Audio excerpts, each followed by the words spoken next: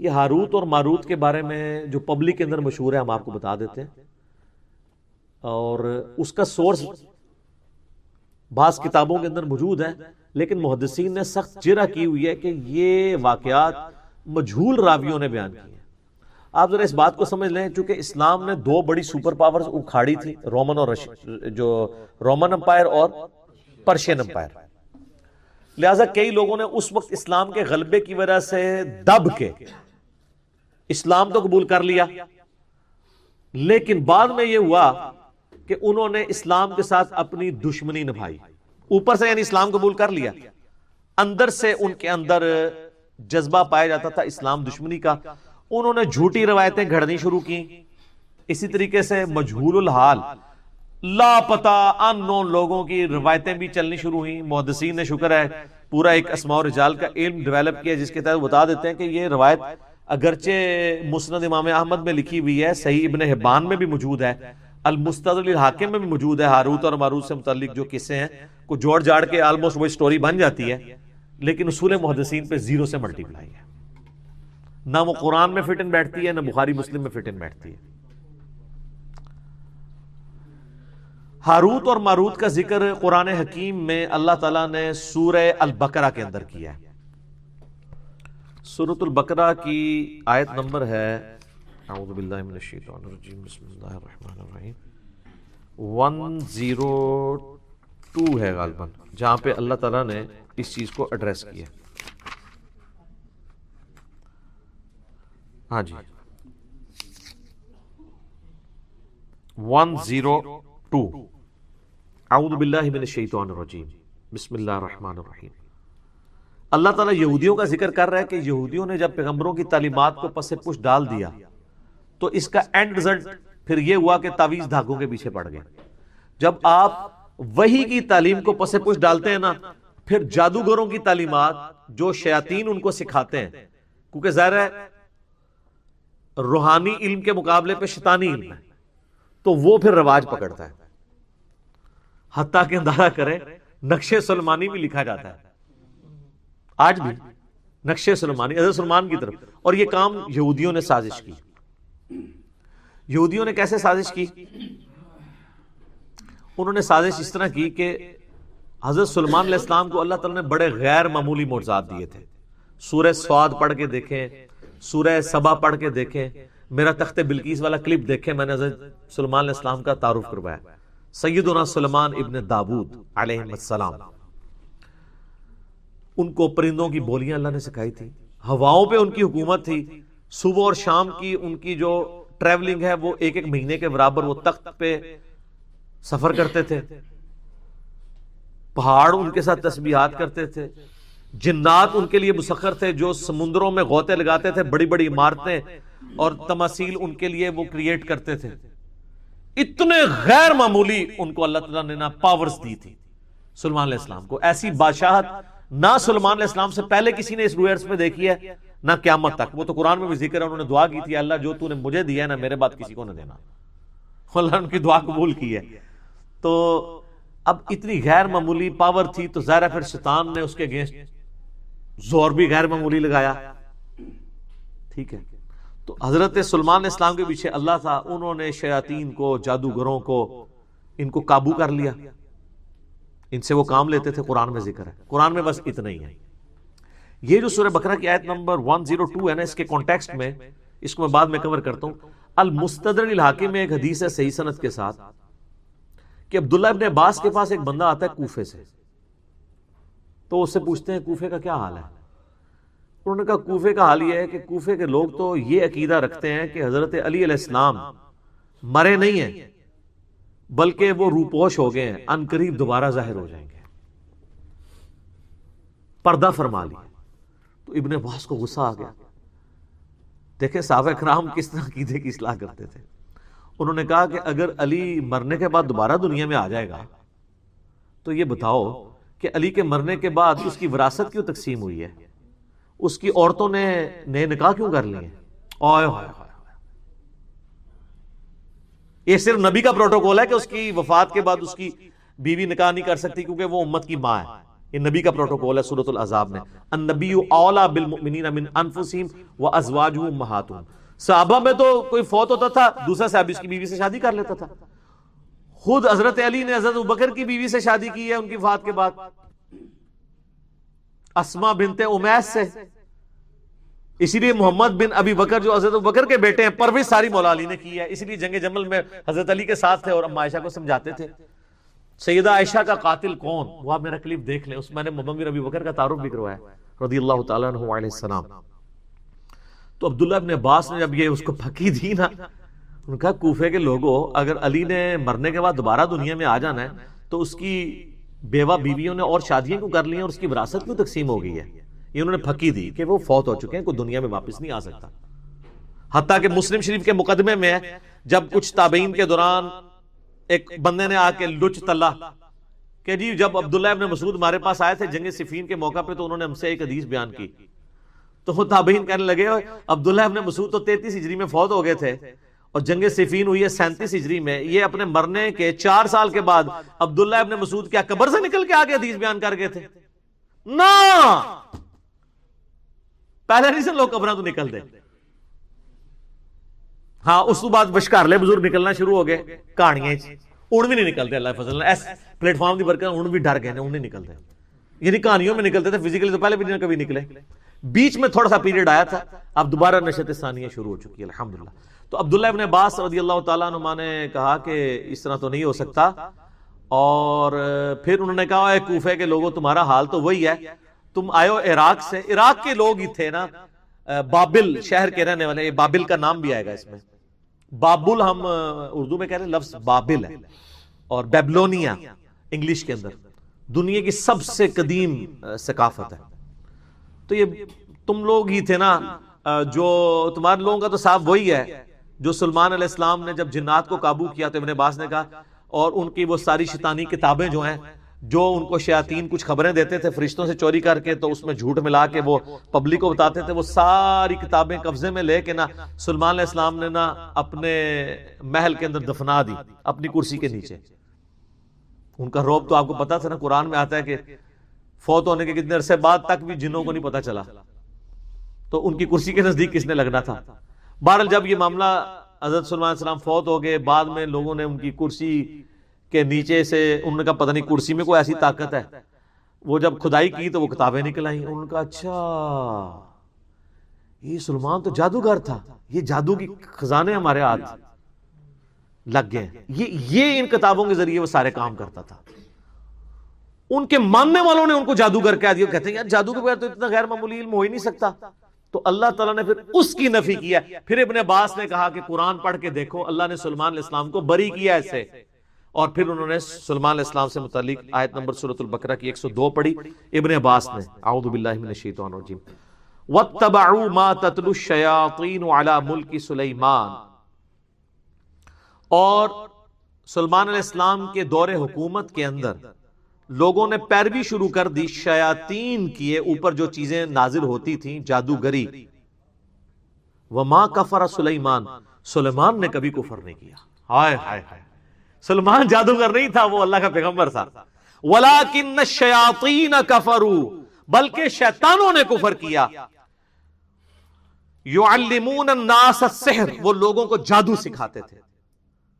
وما انزل علی الملکین ببابل ہاروت و ماروت، اور جو ہم نے نازل کیا تھا بابل شہر میں بیبلونیا میں ہاروت اور ماروت 2 فرشتوں کے اوپر.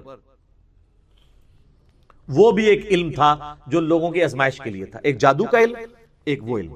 کیونکہ اللہ تعالیٰ نے کہا کہ سلمان علیہ السلام چلے گئے ہیں تو اب ذرا چیک تو کیا جائے نا کہ ان کے پکے مخلص ساتھی کون سے ہیں. کئی لوگ تو وہیں پہ ہی ختم ہو گئے نا، جب وہ کتابیں نکلی تو وہ سفلی علوم کے اندر پڑ گئے. جو باقی بچے تھے اللہ نے کہا ان کو بھی میں ذرا آزماؤں گا. سر اللہ چیک تو کرتا ہے نا کہ نبی کے جانے کے بعد انہوں نے کوئی تعلیمات چھوڑ تو نہیں دی. تو اللہ تعالیٰ نے 2 فرشتے وہاں بھیج دیے جو لوگوں کو ایسا علم سکھاتے تھے جس کے ذریعے میاں بیوی میں جدائی ڈال دی جائے. اب یہ بعض لوگ کہتے ہیں نہیں جی فرشتے اس طرح کا برا علم کیسے سکھا سکتے ہیں. وہ یار قرآن میں لکھا ہے کہ وہ آزمائش کے لیے تھا. اور اللہ تعالیٰ نے، شیطان کو کس نے پیدا کیا؟ اللہ نے آزمائش کے لیے پیدا کیا نا، ٹھیک ہے نا. ہم کیا کہتے ہیں؟ من شر ما خلق، اے اللہ میں ہر اس چیز کے شر سے تیری پناہ میں آتا ہوں جو پیدا تو نے کی ہے۔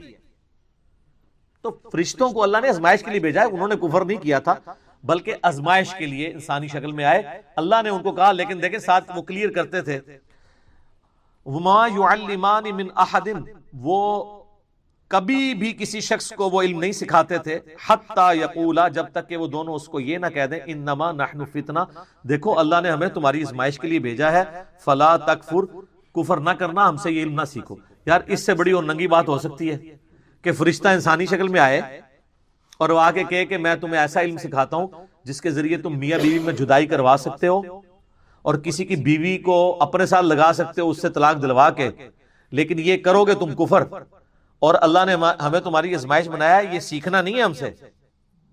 پھر بھی وہ کہا نہیں سر تھوڑا جیسے سکھا دو، تو اس کا مطلب ہے تھڑک گئے۔ اور ایک طرف ہمارے نبی کے اصحاب ہیں، نبی صاحب دنیا سے چلے گئے ہیں، کتنے قبائل مرتد ہو گئے ہیں، اور حضرت بکر کہہ رہے ہیں کہ اگر جنگل کے درندے بھی آ کے مجھے کاٹ دے تو جو اللہ کے نبی کے زمانے میں ایک رسی بھی دیتا تھا زکات میں نہیں دے گا، نہ میں قتال کروں گا، اکیلا مجھے کرنا پڑے۔ ہزاروں لوگ مرتد ہو گئے ہیں، اور صحابہ کے کانفیڈنس نے اتنی کم مین پاور کے ساتھ رومن اور پرشین امپائر اکھاڑ کے رکھ دیا۔ اور ایک یہ سلمان علیہ السلام کے ساتھی ہیں کہ دنیا سے گئے ہیں تو کس کام میں پڑ گئے۔ اتنی واضح بات سننے کے بعد جب فرشتے ان کو کہہ رہے ہیں کہ دیکھو اللہ نے تمہیں آزمائش بنایا ہے، ہمیں تمہارے لیے آزمائش بنایا ہے، ہم سے نہ سیکھو۔ فَيَتَعَلَّمُونَ مِنْهُمَا مَا يُفَرِّقُونَ بِهِ بَيْنَ الْمَرْءِ وَزَوْجِهِ، اور وہ ان کو سکھاتے تھے ایسا علم جس کے ذریعے میاں بیوی میں جدائی ڈلوا دیں۔ وَمَا هُمْ بِضَارِّينَ بِهِ مِنْ أَحَدٍ إِلَّا بِإِذْنِ اللَّهِ، اور وہ کسی کو نقصان نہیں پہنچا سکتا تھا وہ علم، ہاں مگر اللہ چاہے، یعنی جو اللہ کی پناہ میں آتا ہے، جو اذکار کرتا ہے، سارے جادوگر مل کے کچھ کر لیں۔ نبی علیہ السلام پہ بھی جادو ایک دفعہ ہوا ہے، جب معوذتین نازل ہوئی ہیں اس کے بعد کبھی کسی صحابی پہ جادو ہوا ہے؟ حضرت عمر نے پوری دنیا تل پٹ کر دی ہے، سارے جادوگر یروشلم میں بیٹھے تھے، کرتے نا حضرت عمر پہ جادو؟ بچا لیتے اپنی سلطنتیں؟ نہیں، جب اذکار آ گئے تو جادوؤں کے کام ہے۔ وَيَتَعَلَّمُونَ مَا يَضُرُّهُمْ وَلَا يَنْفَعُهُمْ، اور وہ ایسا علم سیکھتے تھے جو ان کو نقصان ہی پہنچاتا تھا، نفع کوئی نہیں دیتا تھا۔ وَلَقَدْ عَلِمُوا لَمَنِ اشْتَرَاهُ مَا لَهُ فِي الْآخِرَةِ مِنْ خَلَاقٍ، اور بے شک ان کو وہ خوب تھا، علم تھا اس بات کا کہ وہ اس چیز کے خریدار ہو رہے ہیں کہ اس کے بدلے آخرت میں ان کو کچھ نہیں ملنے والا۔ وَلَبِئْسَ مَا شَرَوْا بِهِ أَنفُسَهُمْ، کیا ہی برا سودا انہوں نے خریدا اپنی جانیں بیچ کے۔ لَوْ كَانُوا يَعْلَمُونَ، کیا وہ جان، کاش وہ جان لیتے کہ انہوں نے اپنی آخرت برباد کر دی اس علم کے ذریعے۔ تو یہ تو سر صحیح مسلم میں بھی حدیث ہے نا کہ شیطان کا تخت پانیوں پہ ہے، این ممکن ہے برمودا ٹرائنگل پہ لگا ہو، شام کے وقت سارے اس کے کارندے اس کو کارگزاری سناتے ہیں، آج میں نے فلاں شخص سے فلاں گناہ کرایا، فلاں سے فلاں کرایا، فلاں سے فلاں کروایا، کوئی امپریس نہیں ہوتا۔ ایک اس کا شاگرد کہتا ہے میں نے آج میاں بیوی کے درمیان جدائی کروا دی، وہ اس کو گلے لگا کے ملتا ہے، بھائی تو صحیح کام کیتا ہے، کیونکہ تمدن کی جڑ ہی کٹ جائے گی جب میاں بیوی علادہ ہوں گے، اولاد بھی ختم، مینٹل ماڈلز بدل گئے، معاشرے کے لیے ناسور بن جائیں گے۔ تو یہ فتنہ شیاطین والا ہے، قرآن میں بھی ہے کہ میاں بیوی میں جدائی، اور یہاں پہ بھی میاں بیوی میں جدائی شیطان ڈلوا کے خوش ہوتا ہے۔ تو وہ کہتے ہیں ہاروت اور ماروت جو ہے نا، یہ وہ ہے جو احادیث میں لکھا ہوا ہے مضبوط روایتوں کے اندر، المسند الحاکم میں۔ مجھے اس کا نمبر بھی بائی چانس یاد ہے، اگلے دن بھی کسی نے پوچھا تھا، 3051 اور 52 نمبر آپ دیکھیں، اس میں کمزور روایتیں بھی ہیں کہ جی وہ کہتے ہیں کہ جی یہ بھی روایت ہے مسند احمد میں، ابن حبان میں، المسند الحاکم کے اندر، لیکن کہانی ہے، مجہول ہے اس کے راوی بیان کرنے سے۔ وہ کہتے ہیں کہ جی وہ فرشتوں نے اللہ کو کہا کہ اللہ تو نے اس کو خلیفہ بنا دیا، یہ تو زمین میں گناہ کرتا ہے، تو اللہ نے فرشتوں کو چیلنج دیا کہ اچھا جی کوئی نیک 2 فرشتے لے آؤ۔ میں تمہیں بتاتا ہوں نا، انسان کے بارے میں تم یہ بات کرتے ہو، یہ کسی دکھی انسان نہیں بیٹھ کے سٹوری گھڑی ہے، ایسی بڑے ہوتے ہیں، اتے آؤ، لقد خلقنا الانسان فی احسن تقویم۔ لیکن آگے بھی ہے، جب آپ برائی پہ اترتے ہیں ثم رددناہ اسفل سافلین، ہاں واقعی اگر آپ بن جائیں ابو بکر عمر عثمان و علی تو کوئی آپ کے مقابلے کا نہیں ہے. تیرے ہوتے جنم لیا ہوتا تو فرق تب پڑتا جب تیری تعلیمات پہ بھی عمل کرتا, ورنہ چاہے اس زمانے جمے چاہے آج جمے فرق کو نہیں کرنا پینا, رفع دین پھر بھی نہیں تو کرنا, جو مرضی ہو جائے, اللہ یہ کہ تو حق کو ایکسپٹ کر لے. تو ان روایتوں میں ملتا ہے کہ وہ فرشتوں نے 2 بندے اپنے سب سے لائق فرشتے چنے, ہاروت اور ماروت. کہانی ہے میں سنا رہا ہوں. ان کو اللہ نے انسانی شکل میں بھیجا اور انسانی کمزوریاں بھی ساتھ لگا دی, یعنی شہوت بھی اور یہ, اور ایک عورت کو ان کے لیے فتنہ بنا دیا, زورا نام تھا. ٹھیک ہے, وہ کہتے ہیں 17 زورا بھی وہی عورت ہے, وہ آندھی ہے, میں تمہیں دسنا کیویں آندھی ہے. وہ کہتے ہیں فرشتوں کو اس نے زورا بی بی نے آ کے کہا, جو یعنی یہ ایک کہانی ہے, کہانی شریف, کہ جی تم 3 آپشن ہیں, مجھ سے بدکاری کر لو, ان کا استغفر اللہ گناہ ہے, یہ بچہ قتل کر دو, انہوں نے کہا یہ تو بہت بڑا گناہ ہے, یہ شراب پی لو. تو کوشش کرتی رہی, الٹیمیٹلی انہوں نے کہا تینوں میں سے سب سے کم گناہ شراب پینا ہے. شراب پی لی, تو شراب پینے کی وجہ سے انہوں نے بدکاری بھی کر لی اور بچہ بھی قتل کر دیا. اور پھر اللہ نے کہا کہ اب میں تمہیں عذاب دوں گا. تو انہوں نے کہا یا اللہ ہمیں تو دنیا میں عذاب دے دے, آخرت کا عذاب تو بہت سخت ہے. تو وہ عراق میں ایک کنواں, آج بھی لوگ زیارت کے لیے جاتے ہیں, کہتے ہیں اس کنویں میں الٹے لٹک رہے ہیں. اچھا وہ انسانی شکل میں آئے تھے نا, تو لٹکے ہوئے نظر آنے چاہیے نا, جدو دے لٹکے نے انہیں پھر دوبارہ فرشتے بن گئے. کیوں ایویں کہانی نظر تو کوئی نہیں آ رہے, جھوٹ ہے. وہ باقاعدہ اسلام کے تاریخی مقامات میں لوگ جاتے ہیں, وہاں کہتے ہیں ٹنگے نے کتنے نے دکھاؤ نا ٹنگے ہوئے. تو کہتے ہیں انہوں نے, ایک سٹوری ہے. دوسری سٹوری ہے کہ وہ جو زورا بی بی تھی نا, جو ہے ہی کوئی نہیں تھی, انہوں نے فرشتوں سے کہا کہ اچھا تم تو آسمان تک جاتے ہو تو مجھے کوئی نہ ایسا منتر سکھا دو جو میں بھی پڑھوں تو آسمانوں تک پہنچ جاؤں, تو ٹھیک ہے میں پھر تمہارے ساتھ وہ برائی کرنے کے لیے مادہ ہو جاؤں گی. تو ایک فرشتے نے انکار کر دیا, دوسرے نے کہا کہ ٹھیک ہے میں سکھا دیتا ہوں, اللہ بڑا غفور رحیم ہے, مجھے معاف کر ہی دے گا. یہ بھی لکھا ہوا ہے اس میں جو آپ بھی کر رہے ہیں. پوری سٹوری لو نا, تو اڑے بھرا سی جڑے جعلی ہاروت ماروت نے. تو اس نے اس کو منتر سکھا دیا. جب منتر سکھایا تو وہ عورت اس منتر کے ساتھ اوپر چلی گئی, تو وہ اللہ تعالیٰ نے اس کو سزا کے طور پہ زورا 17 بنا دیا. زورا بنائی ہے انہوں نے, کہانی شریف ہے. اچھا, اور کہتے ہیں وہ جو فرشتہ تھا, دونوں فرشتوں کو اللہ تعالیٰ نے عذاب میں ڈال دیا. یہ سب کہانی ہے. اصل چیز یہ ہے جو اس کے اندر سبق لرن کرنے والا تھا, وہ یہ تھا کہ نورانی علم کو, وحی کی تعلیمات کو, روحانیت کو چھوڑ کے شیطانیت کے پیچھے نہ پڑو. وہ لوگ چلے ہوئے ہیں. سلمان اسلام کی اللہ نے قرآن میں صفائی بھی پیش کر دی, پھر بھی نقش سلمانی آج بھی چل رہا ہے. اللہ تعالیٰ نے قرآن میں حضرت عیسیٰ علیہ السلام کی امام الموحدین ہونے کی گواہی دے دی, شرک سے بیزاری کی گواہی دے دی, پھر بھی آج ان کے نام کے اوپر 2.25 ارب لوگ شرک کر رہے ہیں. تو اللہ نے تو یہی کیا کہ آپ کو بتا دیا, اب آپ نے نہیں ماننا تو آپ نہ مانیں. تو یہ ہاروت اور ماروت کی یہ سٹوری ہے, لہٰذا یہ جہاں کے بھی آپ کو ملے. ایون حافظ ابن کثیر نے بھی یہ روایتیں نقل کی ہیں, کچھ کا تو انہوں نے رد کیا ہے, کچھ پہ خاموشی اختیار کر لی ہے, کچھ پہ وہ خود پھر مانتے ہیں کہ یار یہ روایتیں تو ایسی ہیں, پھر وہ کہتے ہیں نہیں ہے انٹرسٹنگ ہے, میں بیان بھی کر دیتا ہوں. کیونکہ لوگ کہانی بھی سنتے ہیں نا. تفسیر ابن کثیر میں یاد رکھیے گا 20% سے زیادہ کہانی ہے اس کے اندر بھی. ادھر بھی صرف جو حدیثیں ہیں نا اور صحیح سند سے وہی لینی ہے آپ نے. جیسے مسلم شریف کی شرح میں جو یہ شرح میں اسے کہتا ہوں جو لکھتے ہیں مولوی حاشیے میں, اس کو نہیں آپ نے دیکھنا. آپ نے وہ مولانا شریف ہے, مولانا شریف کو مسلم شریف سے نکال کے مسلم شریف کو پاک کرنا ہے. اس طریقے سے تفسیر ابن کثیر میں بھی جو احادیث ہیں جن کی پوری پوری اسناد ہیں ان کو آپ نے دیکھنا ہے, اور وہ سند بھی صحیح ہو. باقی جو سٹوریاں اللہ معافی دے ابن کثیر میں ایسی ولگر قسم کی سٹوریاں لکھی ہیں جو بیان بھی نہیں ہو سکتی.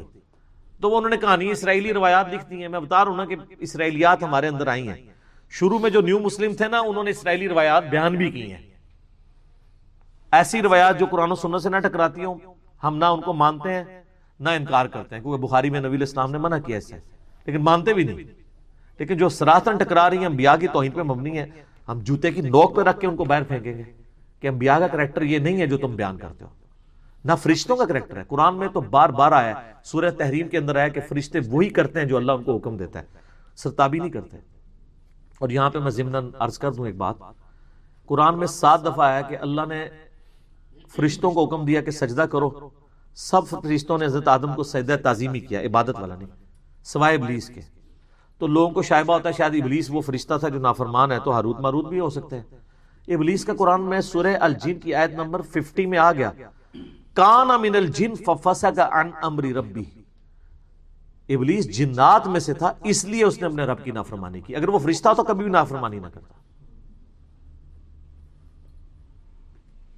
فرشتے کبھی بھی نافرمانی نہیں کرتے اللہ کے حکم کی، نہ وہ شرک کرتے ہیں نہ کفر کرتے ہیں، یہ ذہن میں رکھیے گا۔ یہ میں اس لیے بتا رہا ہوں آپ کو کہ بعض لوگ یہ کہہ دیتے ہیں کہ جی وہ فرشتوں کا استاد تھا، اور جی شیطان کو بھی بڑا علم سی، پتہ کہ وہ بتانا چاہتے ہیں کیونکہ ان کو پتہ ہے قرآن حدیث سارا ہمارے خلاف ہے، تو اب قرآن حدیث کو تو شیطانی علم نہیں کہہ سکتے، تو ایک اور کہانی کر لی ہے، اور جی علم تو شیطان کو بھی بہت سی۔ سر کس آیت اور حدیث میں لکھا ہوا ہے؟ قرآن میں تو ایسا نہیں ہے۔ تو ایک ڈاکٹر مفتی جو بریلویوں کے ہیں، ان کی جو میں نے علمی حوصلہ افزائی کی ہے ایک اپنے کلپ کے اندر، جنہوں نے علم کی توہین کی تھی، وہ آپ دیکھ سکتے ہیں۔ علم کی توہین کرنے والا تو کافر ہو جاتا ہے اگر اس نے جان بوجھ کے کی، اگر لا علمی میں کی ہے تو توبہ کر لے، معافی ہے۔ انبیاء کی وراثت کیا ہے؟ علم۔ نبی علیہ السلام کو کس دعا کا حکم ہے؟ قل رب زدنی علما، سورہ طٰہٰ۔ سورہ فاطر میں کس کو کہا گیا کہ اہل معرفت ہے؟ انما یخشی اللہ من عبادہ العلماء، اہل علم۔ سورہ الزمر میں قل هل يستوي الذين يعلمون والذين لا يعلمون انما يتذكر اولو الالباب، بھلا بتاؤ علم والے اور بغیر علم والے برابر ہو سکتے ہیں؟ نصیحت تو قبول نہیں کرتے مگر عقل والے، سب کچھ علم کے گرد گھومتا ہے اور آپ علم کی توہین کریں۔